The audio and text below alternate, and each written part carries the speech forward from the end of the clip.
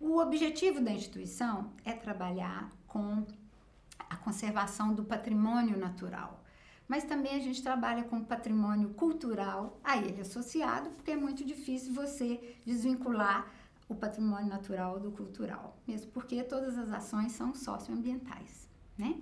Bom, o trabalho nosso, ele se estende por todo o Brasil, mas existe um foco muito grande, que é aqui na região de Minas Gerais, no oeste mineiro, centro-oeste, uma região denominada Serra da Canastra, né? Na verdade, não é na Serra da Canastra, mas na região Serra da Canastra. Então, o trabalho nosso se estende desde ao sul, em Furnas, até ao norte, no município de Araxá, grosseiramente falando, né? Então, toda essa região compreendida aí dentro compreende uma área de atuação nossa. Na Serra da Canastra, especificamente, onde está localizado o Parque Nacional da Serra da Canastra, a gente começou a trabalhar há cerca de 13 anos atrás. E esse trabalho iniciou com 3 frentes, primeiramente. Uma delas foi o estudo do pato mergulhão e é a frente que até hoje prevalece conosco, né? O pato mergulhão é uma espécie ameaçada de extinção. A categoria para os pesquisadores é criticamente em perigo de extinção, que significa que o próximo pato é extinto. Por que isso? Porque é uma ave extremamente exigente em termos de qualidade do ambiente onde vive, precisa de água limpa para viver, precisa de abundância de peixes, precisa de mata ciliar, que é essa mata ao longo dos rios. Essa combinação, hoje, está ficando cada dia mais rara, né? Além disso, precisa também de rios. Não é uma espécie que vive em lagoa, é uma espécie que vive em rios. E esses rios precisam ter corredeiras, que são os locais onde eles pescam. Então, essa combinação toda faz com que o pato mergulhão, devido a essa exigência, venha forçosamente tendo sua área de ocorrência diminuída. E hoje, no Brasil, a gente sabe que, embora tínhamos várias outras áreas, né? Bahia, estado de São Paulo, Paraná e tudo mais, hoje está reduzido a 3 grandes áreas. Uma região Serra da Canastra, não estou dizendo que é o parque, de novo, estou dizendo que é a região da Chapada dos Veadeiros, onde está o Parque Nacional da Chapada dos Veadeiros, e a região do Jalapão, que é onde está o Parque Estadual do Jalapão.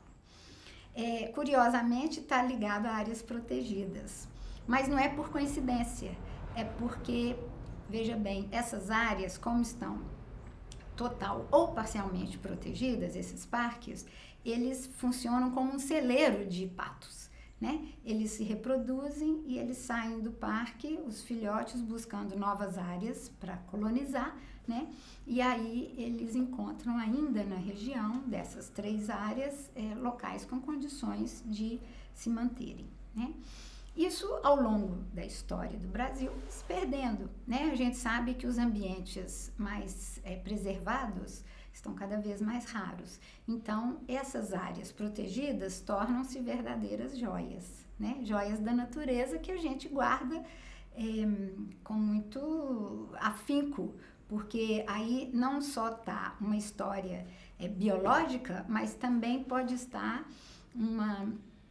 artefatos ou coisas de importância extrema para a saúde humana, para a nossa segurança alimentar e tantas outras coisas que a gente sabe que esses parques ou essas áreas protegidas oferecem.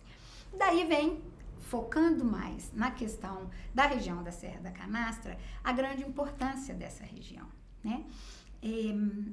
O pato mergulhão, ele, naquela região, está o grupo mais conhecido e, até onde a gente sabe, o maior número de indivíduos, né? Entre as 3 áreas. E esse maior número de indivíduos não é um número enorme. A gente sabe que no mundo inteiro são 250 bichos. Não é uma coisa do outro planeta, entendeu? Não é uma coisa assim, só tem 1000. Não, lá só tem 250. O que significa isso? Significa que se essa região desaparece, ou se a gente consegue destruir o que aquilo ali tem de mais importante para essa espécie desaparece, né?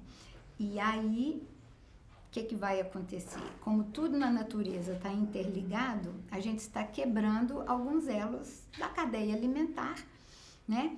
E essa espécie o pato-mergulhão é uma espécie controladora de peixes, né? Ele é alimento de gaviões e assim por diante, então você está quebrando um elo na cadeia. Quebrar elos na cadeia nunca é bem-vindo, de jeito nenhum, pelo contrário, né? Tá tudo interligado.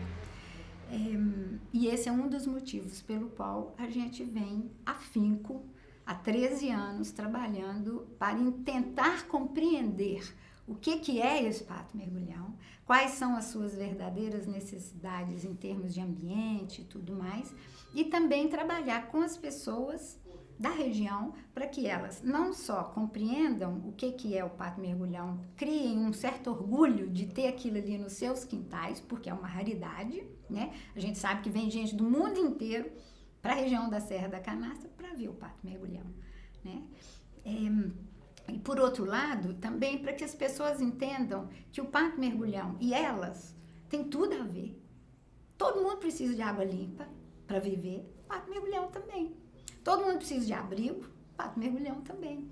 E por aí vai. Tudo que você quiser comparar, você vai achar uma certa analogia, né? E essa analogia é que traz a lindeza da coisa, né? Que as pessoas e o pato são compatíveis. A gente acha que há compatibilidade, mas tem que ter compatibilidade com inteligência, com responsabilidade, com conhecimento, né? Tem uma série de coisas que a gente precisa colocar numa cumbuca só, chacoalhar isso aí e tentar buscar. O que é isso? É a conciliação.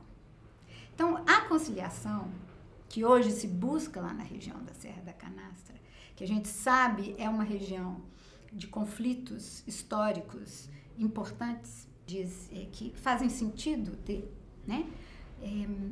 Eles são muitas vezes considerados como uma coisa passageira e tudo mais, e não é, né? A gente tem há 40 e poucos anos um parque decretado, um parque com uma parte, essa área protegida, que é um dos últimos refúgios para a fauna e flora do Brasil Central, sob o ponto de vista de conservação, é uma preciosidade, né?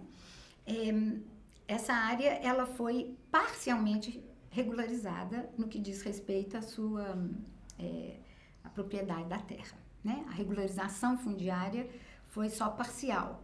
Então, faltou aí, faltaram, né, ainda cerca de 130 mil hectares, que é uma coisa muito significativa. Agora, existem pessoas que são proprietárias dessas terras. E essas pessoas sabem da importância dessa terra, sabem de tudo isso que eu estou falando, de certa forma, empiricamente ou diretamente, mas precisam também de fazer uso da terra, porque dependem muitas vezes dela para viver. E nem sempre o tipo de uso que aquele proprietário sabe imprimir à terra é compatível com certas questões de conservação. Então, aí é o conflito, né? Como está esse conflito? Está numa situação em que o governo decretou uma unidade de conservação, regularizou parte da área, mas não regularizou a outra.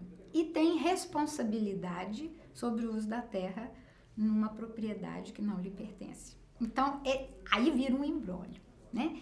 E ao virar esse imbróglio, é uma coisa de conciliação complexa. Porque para fazer essa conciliação, o que é preciso ter? Número 1, boa vontade de ambas as partes. Querer sentar numa mesa e estar ali realmente imbuído de achar uma solução. Poder ceder, né? Ambas as partes precisam ceder. Precisam ceder por quê? Porque para você ter uma negociação, se você está em pontos extremos e ali continuar, não adianta, não vai acontecer. O que você quer é que o outro ceda. Aí não, isso não é conciliar, né? Bom, também é preciso ter, no caso, preciso ter recurso. Por quê? Porque para se proceder uma regularização fundiária, é preciso ter um recurso financeiro. seja do poder público, seja através de outros tipos de parceria com a iniciativa privada. O mecanismo, o desenho disso, ele pode ser feito, mas o recurso em si, ele é necessário. Para quê? Para que exista uma compensação financeira ao proprietário para entregar aquele determinado espaço de terra que lhe pertence, é como se fosse uma venda, né? Em nome da conservação. Essa é a dificuldade. Muitas vezes o proprietário não quer ceder a sua terra, mas também não quer fazer ali nenhum tipo de ação que concilie o uso da terra com a conservação dos recursos naturais.